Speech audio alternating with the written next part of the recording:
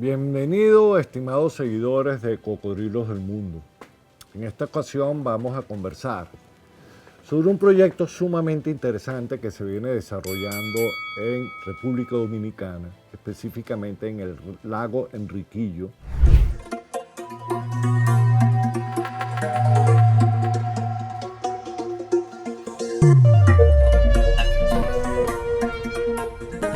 Es un lago que es frontera entre República Dominicana y Haití, donde se encuentra una población del cocodrilo americano, Cocodylus Acutus, bastante interesante por las condiciones del ambiente como tal. Como todos saben, esta especie es vulnerable, se distribuye desde el sur de la Florida por todo Centroamérica, en México, se encuentra en Cuba, en Jamaica, en República Dominicana, y toda la costa del Caribe de Colombia, Venezuela, por el Pacífico llega hasta el norte de Perú y en Ecuador y en Colombia. Bobby Greco, un estudiante de doctorado en los Estados Unidos, está a cargo de este proyecto, forma parte de la organización no gubernamental Crocodylus Research Conservation que dirige nuestra gran amiga, la doctora Marisa Telles, con quien tuvimos el placer de realizar un episodio sobre híbridos de esta especie, Cocodylus acutus y el cocodrilo de pantano o Cocodrilo morelletti en Belice. Bobby forma parte de ese equipo y es el que está encargado de realizar las investigaciones sobre el estatus poblacional del Cocodylus acutus en República Dominicana. In this opportunity, I have the honor to talk with Bobby Greco, that he's a guy that studied the American crocodile in Dominican Republic. Bobby, welcome. Thank you, Alvaro. Crocodile of the World. And the idea of this conversation is talk about your research in Dominican Republic and what is the goals, what you expect to obtain information, and what you could offer to the authority in Dominican Republic about the management of the species. Okay? Yeah. Okay. So I'm just going to start with some brief history with Dominican Republic. So at one point, Dominican Republic had American crocodile found throughout the coastline, the entire coastline, as well as a large hypersaline lake found near the Haitian border called Lago Enriquillo. Lago Enriquillo at one time had over 500 breeding adults. Yep. And you're talking about many years ago. Many years ago, yep. 70s, 80s was, yeah. With the John T. research. Yep, exactly. So, yeah. Well, when John T. Johnson Jonathan in Venezuela is named Juan Cayman, in Cuba is Juanito. Yes. Yeah.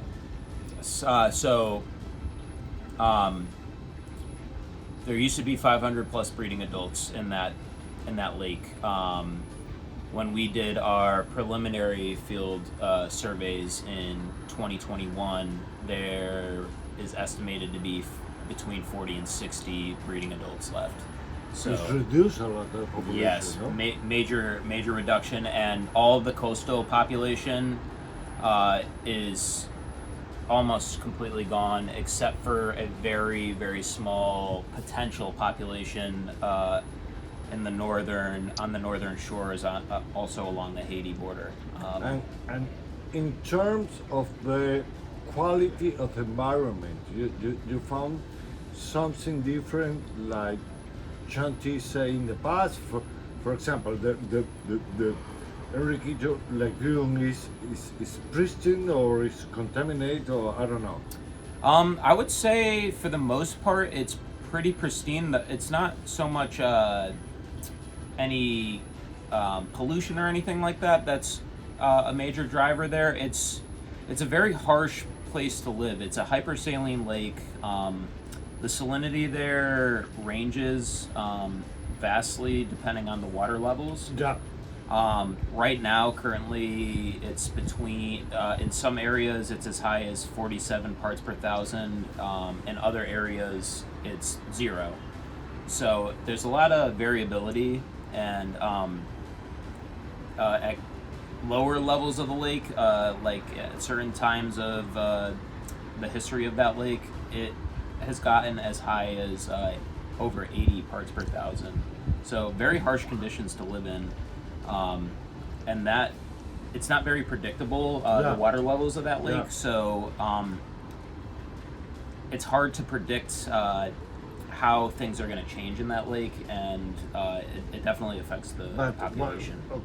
In this term, what is the, because to understand the people, I know that Enriquillo Lake is between the Dominican Republic and Haiti. Yep.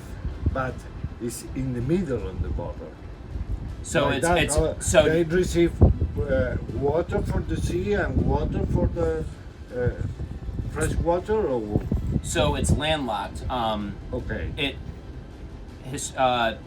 used to be an ancient ocean channel. Okay. So Hispaniola used to be 2 islands. Okay. And over time, tectonic activity and sedimentation closed it off and created 1 island, and the 2 lakes where the crocodiles live currently.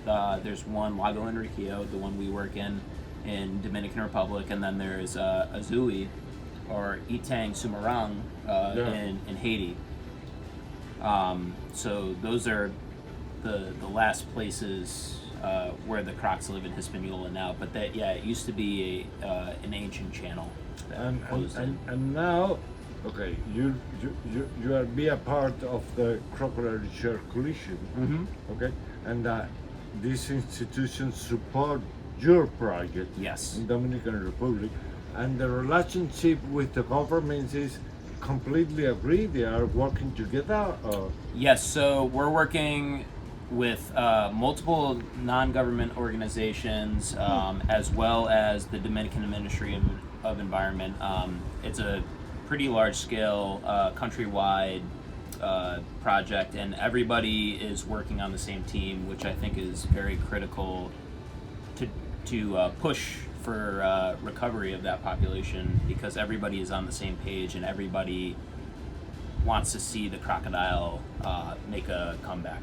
Okay, and the first goal we can say is to recover the population of American crocodile. Yes. In this particular place, that is very important.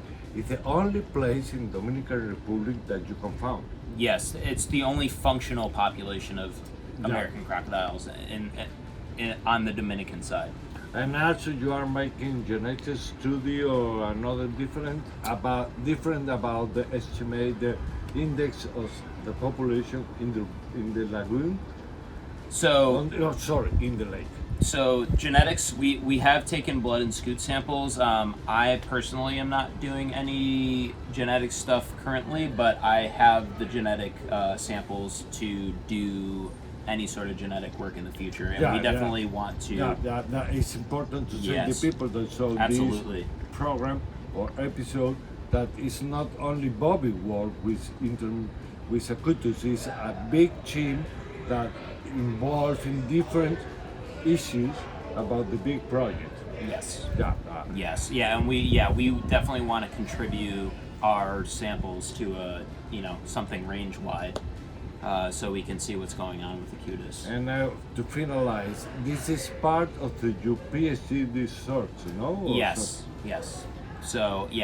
So we're doing a bunch of different stuff, but we're doing some population modeling. So we want to run N mixture models and compare to our preliminary data and see how well certain models hold up in estimating population size.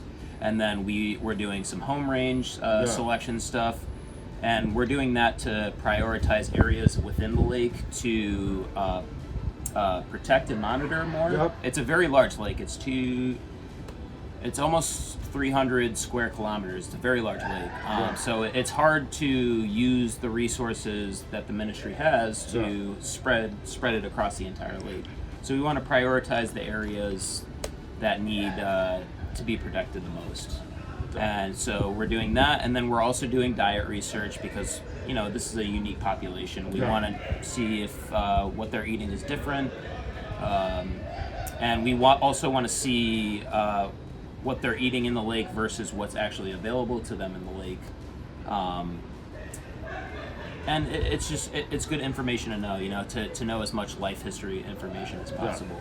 Well, Bobby, thank you very much for your time, and all the best for your study and research in Enriquillo Lake, and I hope the people understand what is the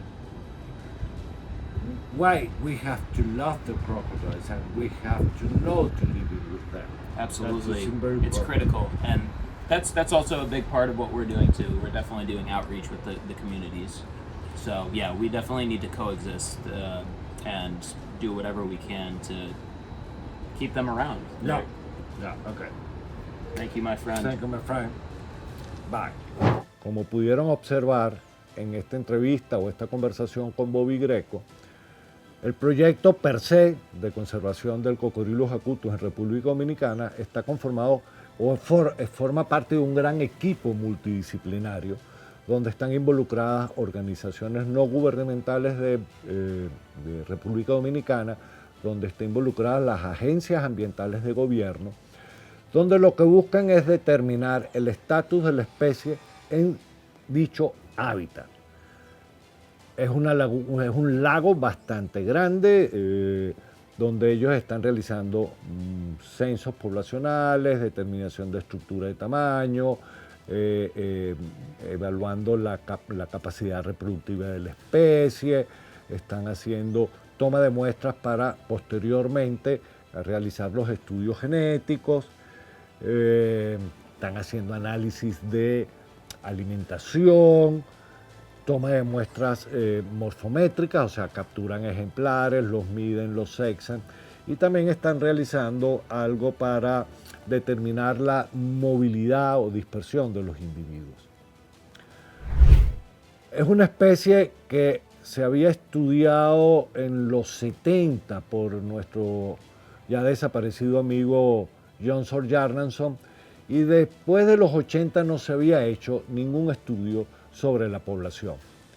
Entonces, toda esta nueva información que se está generando sobre la especie en República Dominicana va a permitirle al gobierno dominicano diseñar estrategias de manejo para poder terminar de recuperar, porque aunque está calificada como vulnerable en toda su área de distribución, como comenté, desde el sur de la Florida, Centroamérica, el Caribe y parte de la costa del Pacífico, para el caso particular de República Dominicana, la población podríamos decir que se encuentra en peligro de extinción. Entonces queremos felicitar a Bobby y a todo el equipo que está involucrado en este proyecto, por supuesto a la líder, que es la doctora Marisa Telles, y a Crocodile Research Conservation por invertir tiempo y financiamiento en este estudio.